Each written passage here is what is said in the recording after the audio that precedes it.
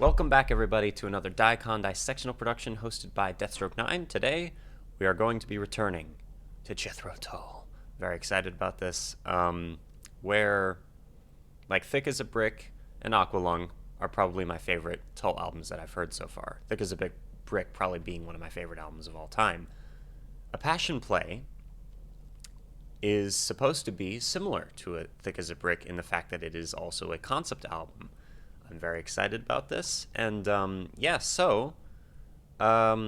debated how to go about this, but since it's a concept album, we're going to go side by side, okay? So it's going to be two videos, and as always, or as it's pretty recent since I started doing this, but from now on it's going to be an as always thing. I'm recording the reaction to the video, like to the music, first. Then I'm going to record the lyrics dissection afterwards and put them together.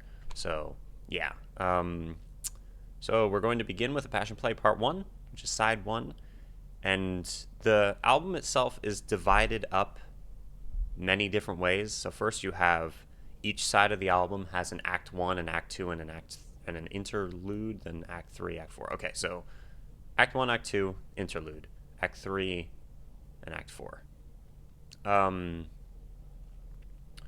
And then all of that is divided up into really short bits, you know, where each act looks like it has like one or two songs, then one or two like 1.5 minute long things. Yeah, so it's actually a little bit complicated, but I'm excited to get into this. Now, the video that I have here has it divided up into the two sides. So let's get into it. Passion Play, Jethro Tull, full album, side 1. Thank you for joining me. Let's go.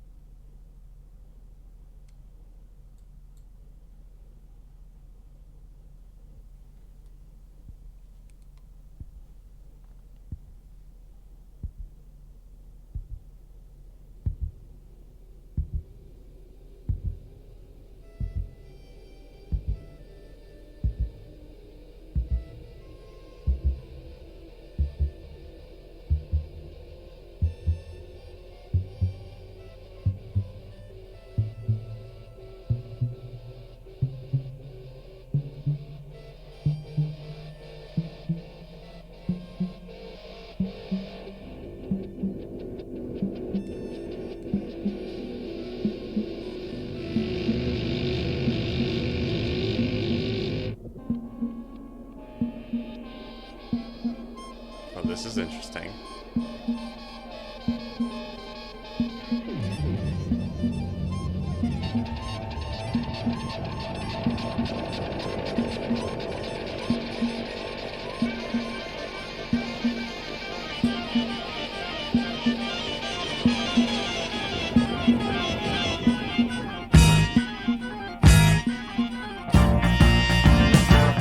Here we go.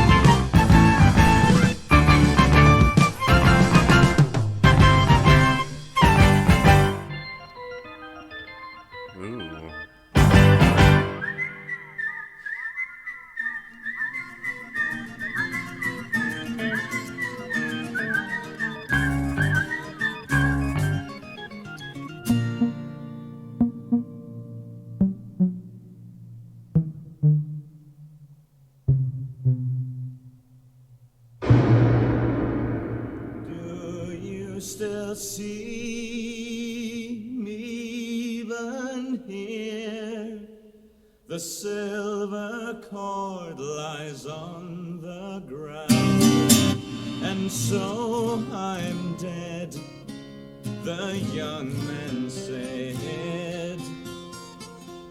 Feels like a stage Over play. the hill, not a wish away. My friends as one all stand aligned, although their taxes came too late. There was a rush along the Fulham Road. There was a hush in the Passion Play.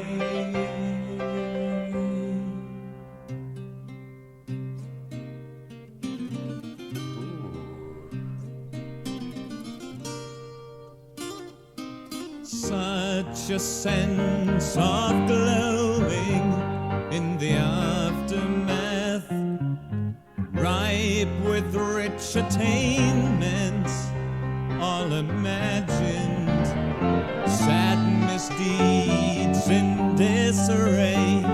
The sore thumb screams aloud, echoing out of the Passion Play. All the old familiar choruses come crowding in a different key. That was cool. Melodies decaying in sweet dissonance. There was a rush along the Fulham Road into the ever-Passion Play.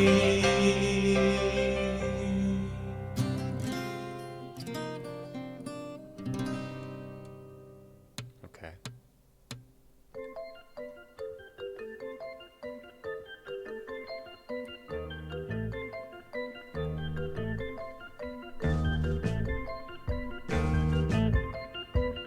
It's a little ominous.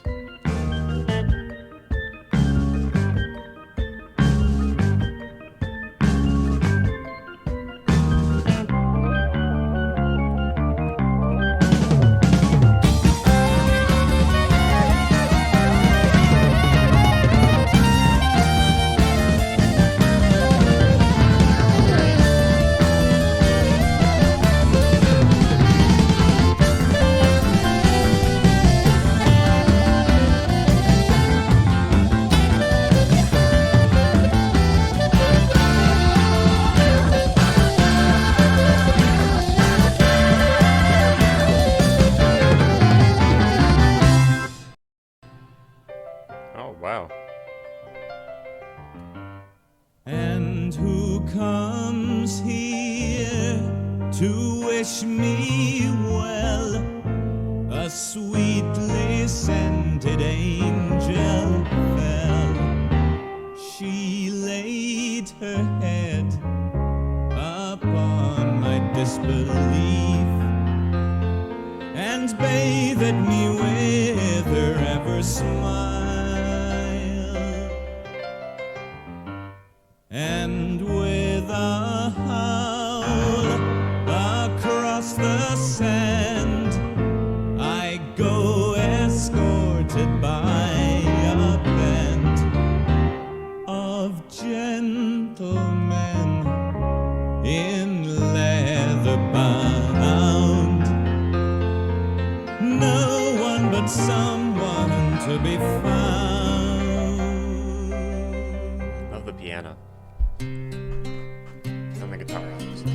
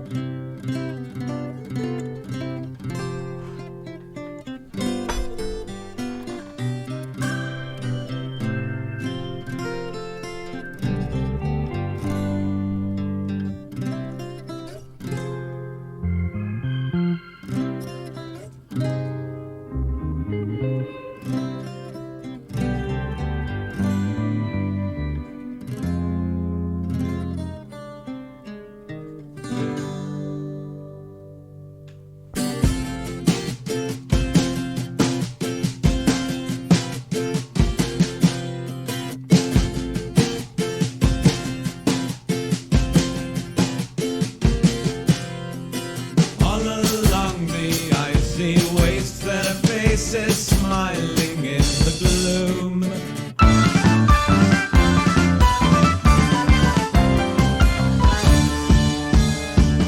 Roll up, roll down, feeling unwound. Step into the viewing room.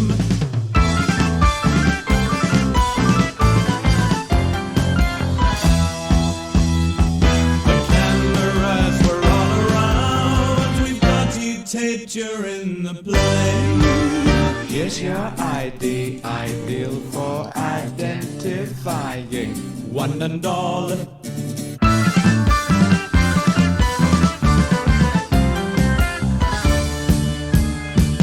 Invest your life in the memory bank. Ours the interest, and we thank you.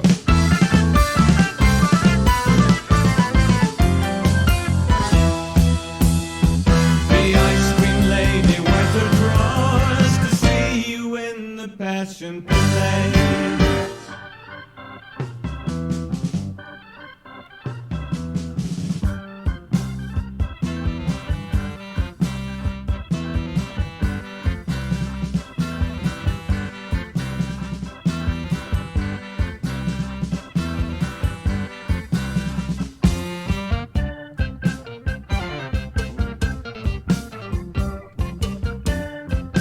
Bass has been awesome.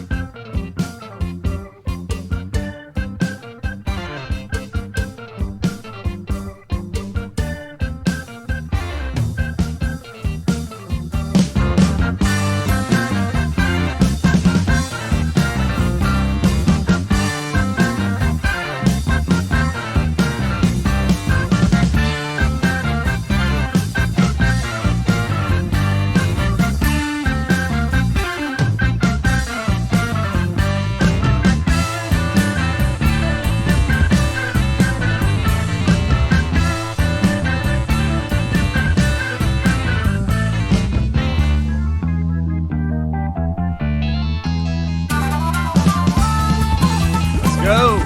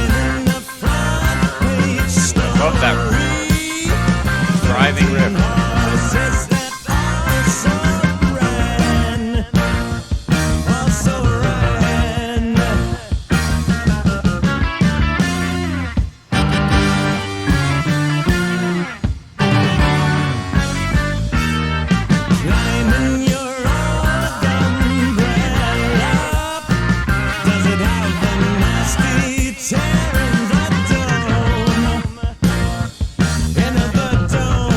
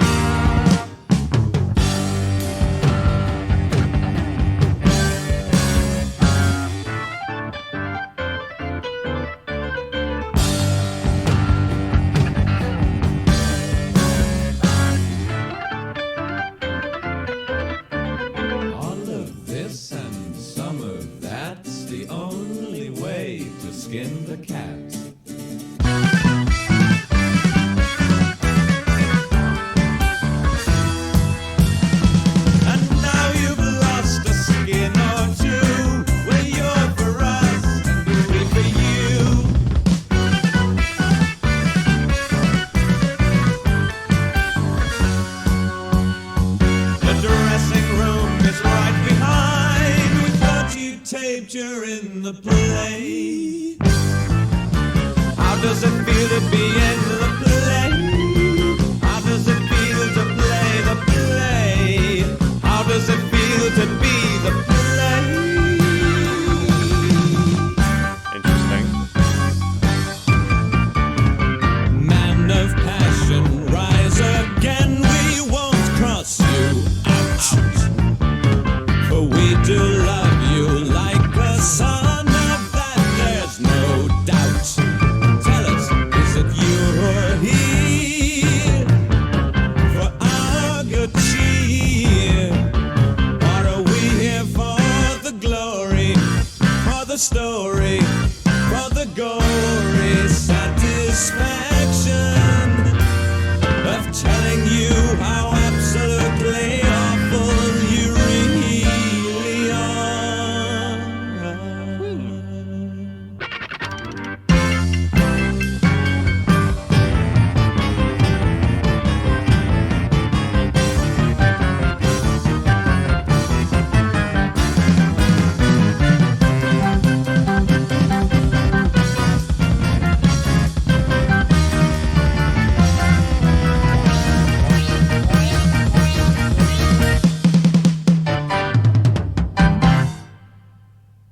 Well, that was awesome. There was a rush along the Fulham Road. Okay, back to this. There was a hush in the passion play.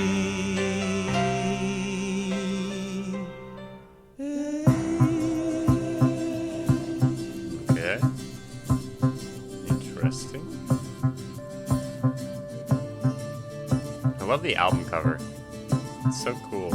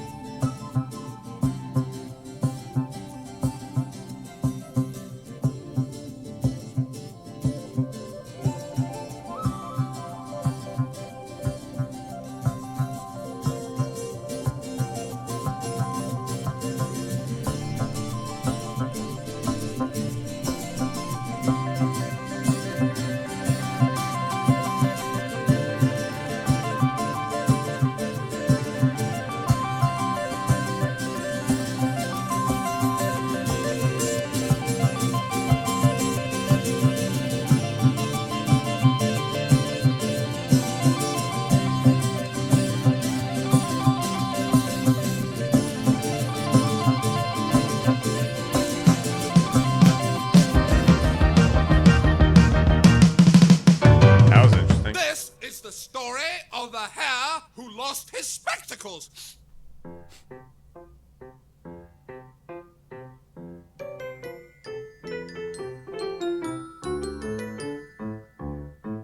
What the hell? Owl loved to rest quietly whilst no one was watching. Sitting on a fence one day, he was surprised when suddenly a kangaroo ran close by. Now, this may not seem strange, but when Owl overheard kangaroo whisper to no one in particular, "The hare has lost his spectacles," well, he began to wonder. Presently, the moon appeared from behind a cloud, and there, lying on the grass, was Hare. In the stream that flowed by the grass, a newt, Newt. and sitting astride a twig of a bush, a bee.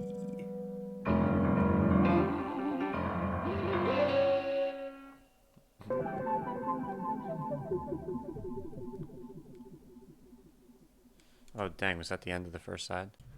All right, let's take a look at first the Wikipedia page for our Passion Play so that we can get a general idea of what we're going into.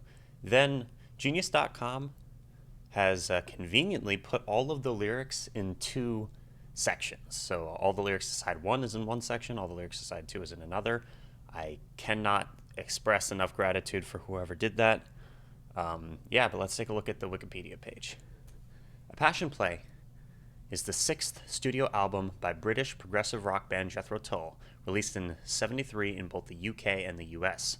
Following in the same style as the band's previous album, Thick as a Brick, A Passion Play is a concept album comprising of individual songs arranged into a single continuous piece of music, which was split into two parts across the original vinyl release's two sides.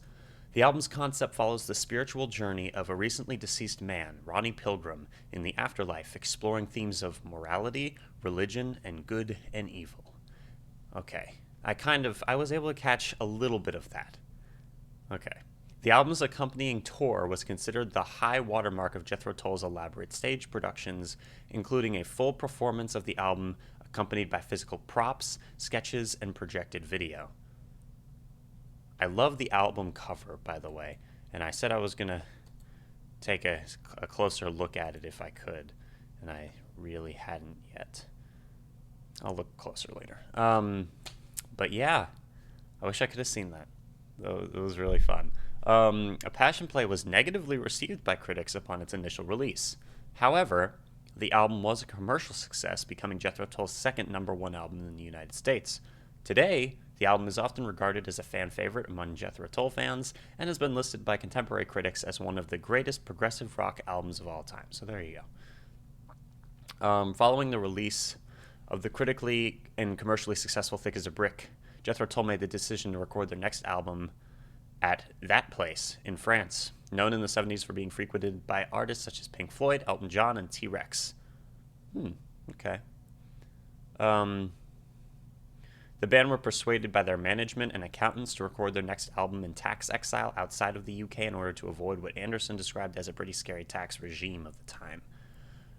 The band planned to make a double album with concepts as varied as the meaning of life, music criticism, and the comparison between the man and animal world.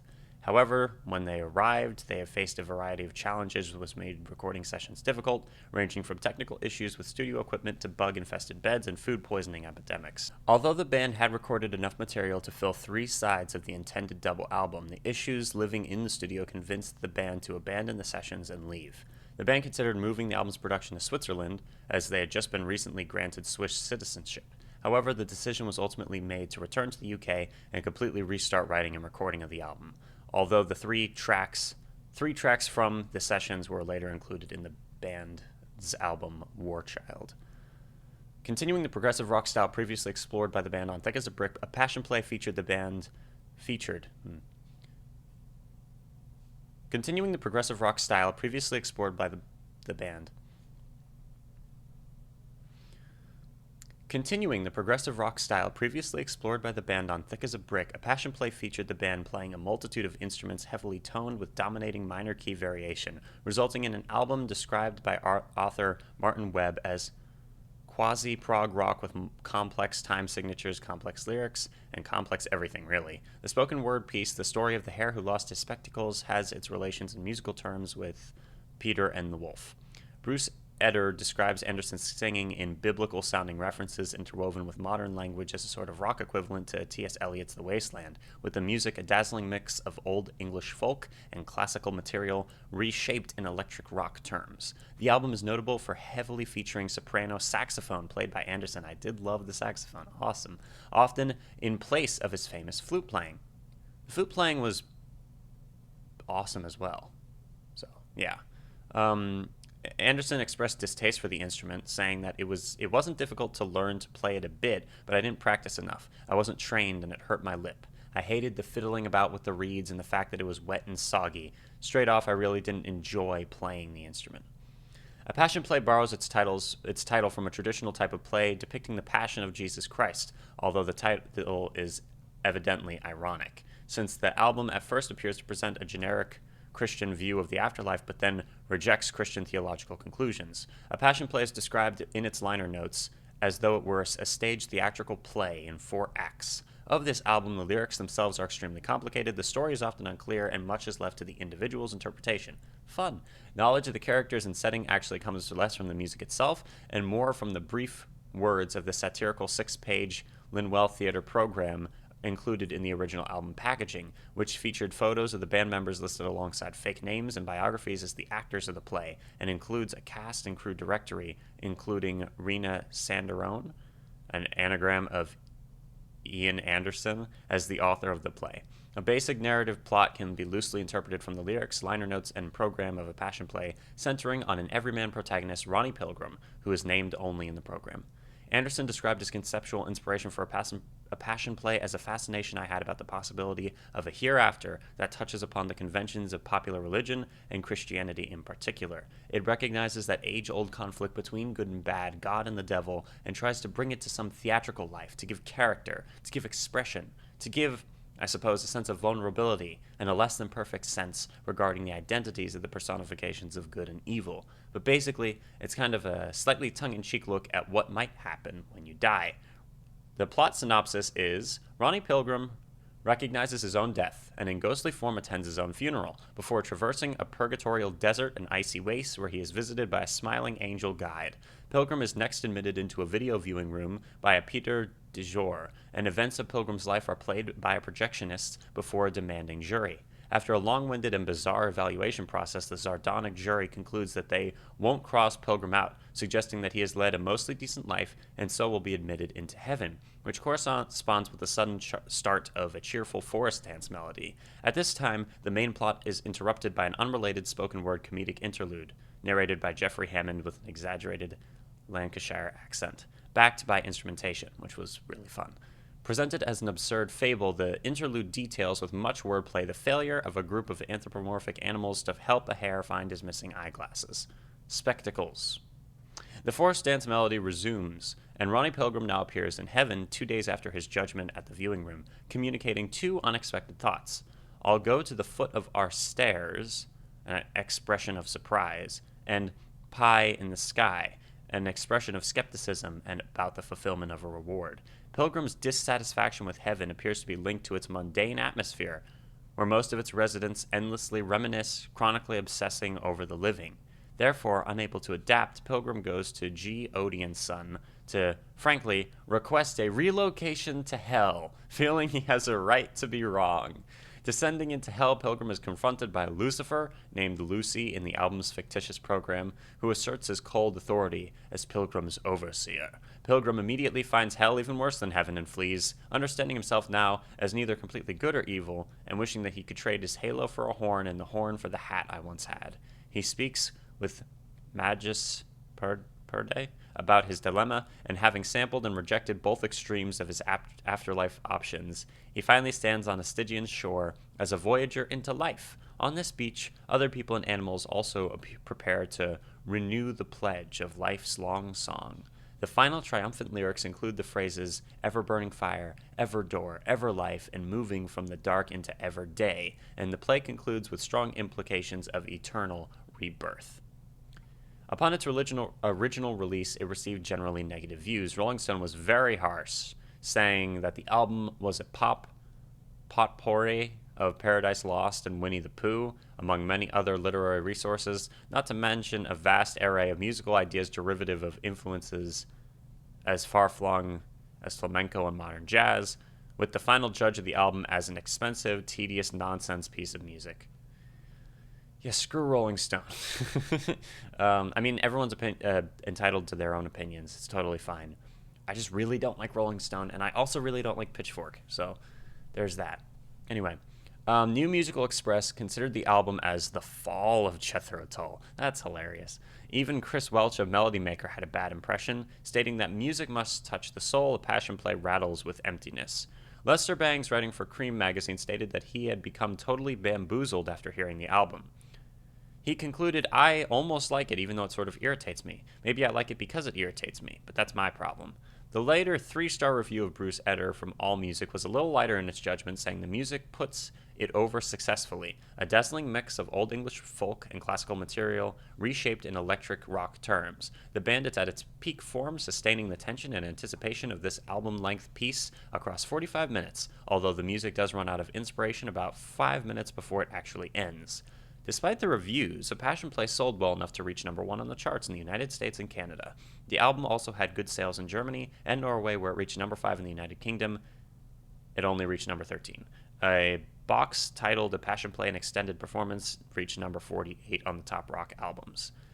This was a low point when Jethro Tull's business manager announced to Melody Maker that the band would retire from live performances in response to negative reviews of the album. This was just a publicity stunt of which the band had no knowledge.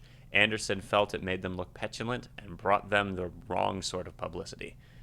Yeah, that's stupid. Retrospectively, the album has received much more positive reviews. A Passion Play was included in the list, the 100 Greatest Prog Albums of All Time by Prog Magazine, at number 49. Pop Matters ranked A Passion Play as the 17th best progressive rock album of all time. Iron Maiden's bassist Steve Harris included the album among his favorites by Jethro Tull, while describing it as an acquired taste during an interview. Some members of the band have expressed distaste for the album in retrospective in future interviews, including Anderson, saying, "I've always thought that A Passion Play suffered more than any other album I've made from being over-arranged, overproduced, and overcooked, and that Jethro Tull fans who call the album their favorite album of all time should, of course, remain in the establishment for the criminally insane where they probably already reside." Barr has also said he believes the album exists in the bottom third of Jethro Tull albums. I liked it. It was fun. I liked Thick as a Brick a little more, but I did enjoy it. Anyway, let's get into the lyrics. Let's begin going into the lyrics of the first side of Jethro Tull's A Passion Play. Here we go. Now, just so you know, part 2 of this might take a while to upload. That is because I do not have time to record the lyrical dissection of side 2 until I return. I'm recording this very last minute-ish, so yeah, just be aware it might be a couple days before part 2 comes up. Thank you very much for watching, by the way. Let's get into this. So, first we've got Life Beats, which is instrumental, then prelude, more instrumentals, then the Silver Chord. This section of the album takes place in the immediate aftermath of the narrator's death.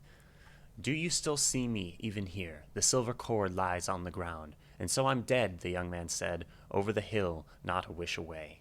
My friends as one all stand aligned, although their taxis come too late. There was a rush along the Fulham Road. There was a hush in the Passion Play." Such a sense of glowing in the aftermath, ripe with rich attainments. All imagined sad misdeeds in disarray, the sore thumb screams aloud, echoing out of the Passion Play.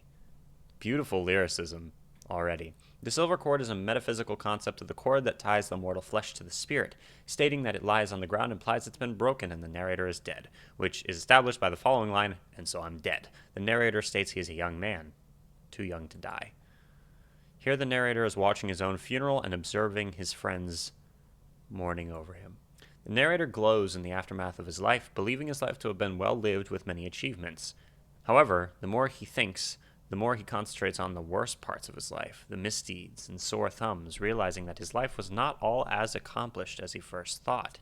Echoing out of the Passion Play, all the old familiar choruses come crowding in a different key, melodies decaying in sweet dissonance. There was a rush along the Fulham Road into the ever Passion Play.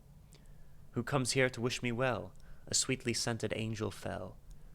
She laid her head upon my disbelief, and bathed me with her ever smile.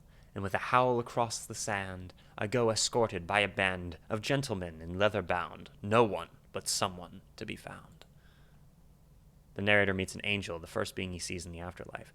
And so it seems like he did not believe in angels. You know, she lays her head upon my disbelief, right? The narrator is escorted out of limbo and into somewhere new. And again, remember, Jethro Tull specifically said this album is completely up to interpretation. These are what they said. I'm going to add some of my own things in here, but yeah, let's continue. Reassuring tune, more instrumentals. Then Memory Bank. All along the icy waste there are smiles. There are faces smiling in the gloom. Roll up, roll down, feeling unwound. Step into the viewing room. The cameras were all around. We've got you taped. You're in the play. The narrator is led into a viewing room called the Memory Bank, where events of his life will be played back to him in the form of a film, while being judged for his actions. Essentially, this will be his final judgment, where it will be decided whether or not he's worthy to get into heaven. The entities judging him are referring to the fact that his whole life was essentially taped, and he's about to watch it back. They're basically telling him, "We were watching you the whole time. We have your whole life on document. Here's your ID, ideal for identifying one and all. Invest your life in the memory bank, ours the interest, and we thank you. The ice cream lady wets her drawers to see you in the passion play. The hosts of the Trial of Judgment are calling out the narrator's life. The passion play is life itself. The ice cream lady is the narrator's mother, who brought him ice cream as a child. Wetting her drawers is a satirical way of saying she gave birth, so you, the narrator, could live.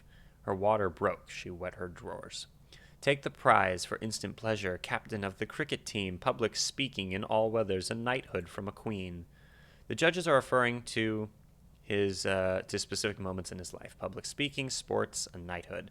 Best friends. All of your best friends' telephones never cooled from the heat of your hand. There's a line in a front-page story, 13 horses that also ran. Climb in your old umbrella. Does it have a nasty tear in the dome? But the rain only gets in sometimes, and the sun never leaves you alone. Critique oblique. Lover of the black and white, it's your first night. The passion play goes all the way, spoils your insight.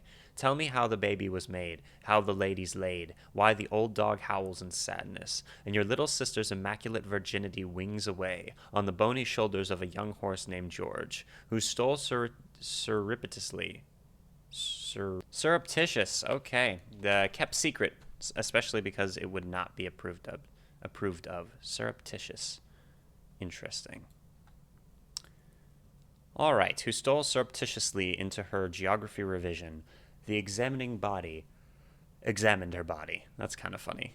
The examining body examined her body. Actor of the low, high Q. Let's hear your view. Peek at the lines upon your sleeves since your memory won't do. Tell me how the baby's graded, how the lady's faded, why the old dogs howl with madness. All of this and some of that's the only way to skin the cat, and now you've lost a skin or two. You're for us and we for you. The dressing room is right behind. We've got you taped. You're in the play. How does it feel to be in the play? The show must go on. The narrator has been deemed worthy of entry into heaven after a long and bizarre judgment process. Men of passion, rise again. We won't cross you out, for we do love you like a son. Of that there is no doubt. Tell us, is it you who are here for our good cheer? Or are we here for the glory, for the story, for the gory satisfaction of telling you how absolutely awful you are? There was a rush along the Fulham Road. There was a hush in the passion play. And then we've got an instrumental part, which leads into part 2. That was actually a lot quicker than I thought it would be. Let me go back, actually, a little bit.